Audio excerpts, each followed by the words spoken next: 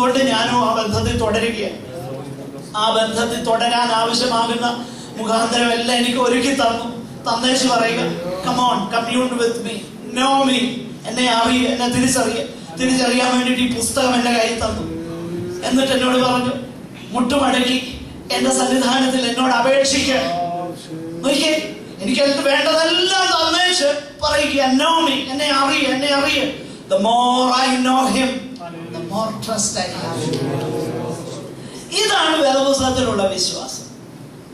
ദൈവത്തെ ഞാൻ കൂടുതലായി അറിയും തോറും ദൈവത്തിലുള്ളതാകുന്ന വിശ്വാസം എനിക്ക് വർദ്ധിച്ചുകൊണ്ടിരിക്കും. അപ്പോൾ ഈ വിശ്വാസത്തെ കുറിച്ചാണ് വേദപുസ്തകം നമ്മളെ പഠിപ്പിക്കുന്നത്. ആകട്ടെ, ഈ വിഷയം നമ്മൾ തുടർന്ന് ചിന്തിക്കുമ്പോൾ 1-2 കാര്യം കൂടെ പറഞ്ഞ് ഞാനത് അവസാനിപ്പിക്കാം. നമ്മൾ 11-ാം അധ്യായത്തിലേക്ക് വരുമ്പോൾ അതിന്റെ 1 മുതലുള്ള വാക്യങ്ങൾ ഞാൻ നേരത്തെ പറഞ്ഞു, അത് മാറ്റി നിർത്തി ചിന്തിക്കേണ്ട കാര്യമല്ല. അവിടെ 2 കാര്യങ്ങൾ പ്രധാനമായിട്ട് നമ്മൾ കാണുന്നു. ഒന്ന്, ഭാവിയെ കുറിച്ച് പറയുന്നുണ്ട്, ആശിക്കുന്നതിന്റെ ഉറപ്പ്. 2, കാണാത്ത കാര്യങ്ങളുടെ നിശ്ചയം. അപ്പോൾ ഒരു ക്രിസ്തു വിശ്വാസി, ഒരു ദൈവ വിശ്വാസി, ഒരു ദൈവ പൈതലിന്റെ അവനെ കുറിച്ച് പറയുന്നതെന്നറിയാമോ? എല്ലാരും പറയുന്നേ മുന്നോട്ട് നോക്കിയിരിക്കുക, താഴെ കൂടെ ഉള്ളത് കാണുന്നില്ലെന്ന്. അങ്ങനല്ല. മുന്നോട്ട് നോക്കുമ്പോൾ തന്നെ ഇവിടെ ഉള്ളത് കണ്ടുകൊണ്ടിരിക്കുക. ഞാൻ വിശദീകരിക്കാം. ഒന്ന്, ആ കോണ്ടെക്സ്റ്റിൽ നമ്മൾ മനസ്സിലാക്കണം. ഇനിയും എത്രയും അല്പകാലം കഴിഞ്ഞിട്ട് വരുവാനുള്ളവൻ വരും. അതിനിടയ്ക്ക് ഞാൻ താഴോട്ട് പറയട്ടെ, ഈ ചെങ്കടലിൽ പിള്ളേരുന്ന കാര്യം ഇതൊന്നും അവരാരും കണ്ടതൊന്നും അല്ല കേട്ടോ. അതൊന്നും അല്ല അവർ കണ്ടത്. അവർ കണ്ടത് ദൈവത്തെയാണ് കണ്ടത്. ദൈവത്തെ അല്ലാതെ ഒന്നും അവർ കണ്ടില്ല, ഒന്നും അവർ സങ്കല്പിച്ചില്ല. എരിഹോ മതിൽ വീഴുന്നത് അവര് സങ്കല്പിച്ചില്ല. അവര് ദൈവത്തെ കണ്ടതേ ഉള്ളൂ. എന്നിട്ട് ദൈവം പറഞ്ഞത് അനുസരിച്ചതേ ഉള്ളൂ. മനസ്സിലാക്കണേ, അവരതൊന്നും സങ്കല്പിച്ചുണ്ടാക്കിയ കാര്യമല്ല. അവര് ദൈവത്തെ കണ്ടു, ദൈവം പറഞ്ഞതനുസരിച്ചു. അപ്പൊ നമ്മുടെ ഇടയിലുള്ള ഒത്തിരി പാട്ടുകളൊക്കെ ഉണ്ട്, ഞാൻ അങ്ങോട്ട് പോകുന്നില്ല. അതൊന്നും ബിബ്ലിക്കൽ അല്ലെന്ന് പറയാനാ വന്നത്. അപ്പൊ ഈ ചെങ്കടലിൽ പിള്ളേരുന്നതാര് കാണില്ല. അവര് വന്നിങ്ങനെ മോശം വന്നിങ്ങനെ നിൽക്കുകയാണ്. മുന്നിൽ ചെങ്കടല്, പുറകിൽ വയലി, മേ ബി മലനിരകളായിരിക്കാം സൈഡിൽ. Anyway, every door is closed. മോശയ്ക്ക് അറിയത്തില്ല എന്നാ ദൈവം ചെയ്യാൻ പോകുന്നതെന്ന് അറിയത്തില്ല. പക്ഷെ ഒരു കാര്യം മോശയ്ക്ക് അറിയാം, ദൈവമായ എന്നോട് പറഞ്ഞത് അവരെ ഇവിടുന്ന് പുറപ്പെടുവിക്കുക. നോക്കിയേ, ദൈവത്തെയാ മോശ വേണ്ടത്, ദൈവത്തെയാ മോശ വേണ്ടത്. അപ്പൊ ഇതെല്ലാ കാര്യം നമ്മൾ മനസ്സിലാക്കണം. ദൈവത്തോടുള്ള ബന്ധമാണ് ഇവിടെ. ആശിക്കുന്നതിന്റെ ഉറപ്പ്, ആശിക്കുന്നതിന്റെ ഉറപ്പെന്ന് പറയുമ്പോൾ പ്രിയമുള്ളവരെ, നമ്മൾ മനസ്സിലാക്കണം, ആ വരുവാൻ പോകുന്ന കാര്യത്തെ കുറിച്ചാണ്. വരുവാൻ പോകുന്നതാകുന്ന കാര്യം.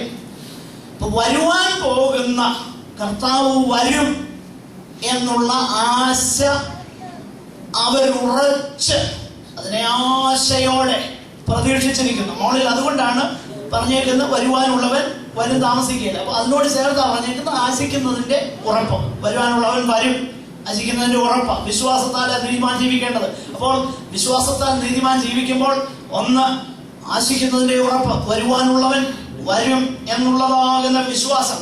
മാത്രമല്ല, ഈ ഭൂമിയിലെ വാസം ഇതൊരു പിൽഗ്രിമേജ് ആണ്, ഇതൊരു പരദേശ പ്രയാണമാണ് എന്ന ഉറപ്പവനുണ്ട്. അവൻ വരാൻ പോകുന്ന അടിസ്ഥാനമുള്ളതാകുന്ന നഗരത്തിനു വേണ്ടി കാത്തിരിക്കുക. അങ്ങനെ മുൻപോട്ട് നോക്കി ആശിക്കുന്നതിന്റെ ഉറപ്പ്, ഭാവിയെ കണ്ടുകൊണ്ട് അവൻ ഇരിക്കുമ്പോൾ തന്നെ വേറൊരു കാര്യം കൂടെയുണ്ട്, കാണാത്ത കാര്യങ്ങളുടെ നിശ്ചയം. എന്താ കാണാത്ത കാര്യങ്ങളുടെ നിശ്ചയം? അത് ഇതിന്റെ പശ്ചാത്തലത്തിൽ തന്നെ നമ്മൾ മനസ്സിലാക്കണം. അവരോട് പറയുക, ഒരു കാര്യം, നിങ്ങൾ മുൻപോട്ട് നോക്ക്, കർത്താവ് വരുന്നുണ്ട്. അതേസമയം തന്നെ ഇപ്പോൾ നിങ്ങൾ അനുഭവിക്കുന്ന ഈ പ്രശ്നങ്ങൾ. അതിനകത്ത് നിങ്ങൾ മനുഷ്യരെയാ കാണുന്നത്, നിങ്ങളെ ഉപദ്രവിക്കുന്നവരെയാ കാണുന്നത്. പക്ഷെങ്കിൽ നിങ്ങളുടെ പ്രസന്റ് സിറ്റുവേഷനിൽ അദൃശ്യനായ ദൈവത്തെ നിങ്ങൾ കാണണം. കാണാത്ത കാര്യങ്ങളുടെ ഉറപ്പ്, അതാ മോശ കണ്ടത്. അദൃശ്യ ദൈവത്തെ കണ്ടതുപോലെ ഉറച്ചു നിൽക്കുകയാൽ രാജാവിന്റെ കോപം, ബാക്കി പറഞ്ഞേ, ഭയപ്പെട്ടില്ല. മുന്നണിക്കുന്നതാരാ? രാജാവ്, കോപിഷ്ഠനാകുന്ന രാജാവ്. പക്ഷെ മോശ കാണുന്നത് ആരെയാ? അദൃശ്യനാകുന്ന ദൈവം. ആ കോപിഷ്ഠനാകുന്ന രാജാവിനെ അനുവദിച്ചവനാകുന്ന അദൃശ്യനാകുന്ന ദൈവം സകലത്തെയും കരങ്ങളിൽ പിടിച്ചിരിക്കുന്നത് മോശ കണ്ടു. അപ്പൊ കാണാത്ത കാര്യങ്ങളുടെ ദിശ, you don't see it because you cannot see, പക്ഷെ യു നോ ഇറ്റ്. നമുക്ക് അറിയാം, ഉറപ്പ്. കാണുന്നില്ല, കാണുന്നതല്ല, ബുദ്ധിമുട്ടും പ്രയാസം തടസ്സങ്ങളോ, പക്ഷെ അറിയാം, ഉള്ളിന്റെ ഉള്ളിലറിയാം. God is in control. യഹോവ അവിടുത്തെ വിശുദ്ധ മന്ദിരത്തിലുണ്ട്. നോക്കിയേ, ദൈവം സകലത്തെ നിയന്ത്രിച്ചിരിക്കുന്നു എന്നുള്ളതാകുന്ന ആ ഉറപ്പ്. ഇതല്ലേ എബ്രായ ബാലകന്മാരെ കുറിച്ച് നമ്മൾ വായിക്കുന്നത്. അവരെ തീയിലിടാൻ തുടങ്ങിയപ്പോ അവരെന്തോ തീയില് കെട്ടഴിഞ്ഞ് ഞങ്ങൾ പുറത്തു വരുന്നു എന്ന് കണ്ടുകൊണ്ട് അവരിയ്ക്കുകയായിരുന്നു. അങ്ങനൊന്നും അല്ലായിരുന്നു. അവര് പറഞ്ഞ മറുപടി, ഞങ്ങൾക്കറിയാം ഈ ദൈവത്തെ, ഈ ദൈവം ഞങ്ങളെ വിടുവിക്കാൻ ദൈവത്തിന് ശക്തി ഉണ്ടെന്ന് അറിയാം. അതിനകത്ത് ഞങ്ങൾക്ക് യാതൊരു സംശയമില്ല, ഒരു സംശയമില്ല. പിന്നെ ഞങ്ങളുടെ കാര്യത്തിൽ ദൈവത്തിന് പ്രസാദം തോന്നിയില്ല, വിടുവിച്ചില്ല. എന്നാലും ഇതിനോട് കോംപ്രമൈസ് ചെയ്യാൻ ഞങ്ങൾ തയ്യാറാണ്. മനസ്സിലായോ? വിശ്വാസം അല്ലാതെ ചുമ്മാതെ തീ വിടാൻ പോകുന്നു, അപ്പൊ അവിടെ നടക്കാൻ പോകുന്നു, ഇതെല്ലാം കണ്ടോണ്ട് ഇങ്ങനെ ഇരിക്കുക. നോ, റിയാലിറ്റിയെ ഫേസ് ചെയ്യുക. തീ വീണ് ചാകാനാണ് ദൈവത്തിന്റെ ഹിതമെങ്കിൽ ലെറ്റ് ഇറ്റ് ബി. അതാ വിശ്വാസം, അതാ വിശ്വാസം.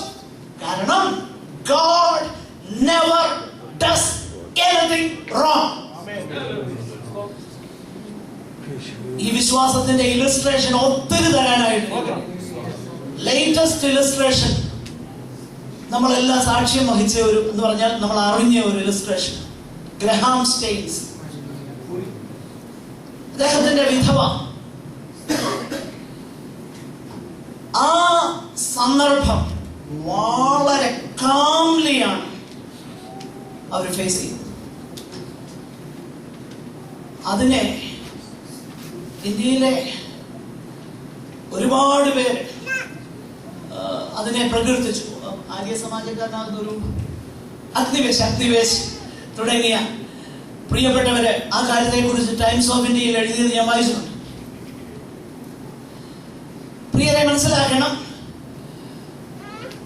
ആ പ്രത്യേക ആ സംഭവം നടക്കുന്നതിന് അതിന് തൊട്ട് ദിവസങ്ങളിൽ ഈ അനുഗ്രഹീത വനിത വായിച്ചുകൊണ്ടിരുന്ന പുസ്തകം ദ ജംഗിൾ പൈലറ്റ് എന്ന് പറയുന്ന പുസ്തകം, ഇക്കഡോറിൽ പോയി രക്തസാക്ഷിയായി തീർന്ന നേറ്റ് സെയിന്റ് എന്ന് പറയുന്ന അദ്ദേഹം മിഷണറി പൈലറ്റായി, ജിം എലിയറ്റ്, നേറ്റ് സെയിന്റ് തുടങ്ങിയ ആ വിശ്വസം 5 പേര് ഇക്കഡോറിൽ 1950s നരഭോജികളുടെ അവര് തെറ്റിദ്ധരിച്ചത് കൊണ്ട് അവരെ കൊന്നുകളഞ്ഞു.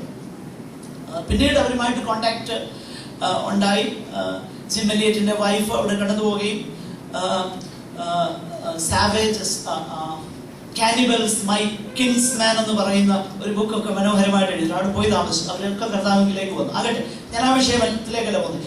ഈ നേറ്റ് സെയിന്റിനെ കുറിച്ച് എഴുതിയ പുസ്തകമാണ് ഗ്രഹാം സ്റ്റെയിൻസിന്റെ വൈഫ് വായിച്ചുകൊണ്ടിരുന്നത്. ആ സന്ദർഭത്തിൽ ഒരു കോൾലി നമ്മൾ ചിന്തിക്കുന്നുണ്ടോ ദൈവത്തിനത് സംഭവ്യമല്ലായിരുന്നെന്ന്? ഇനി ഒന്ന് പറയട്ടെ, ദാനിയേലിനെതിരെ കൽപ്പന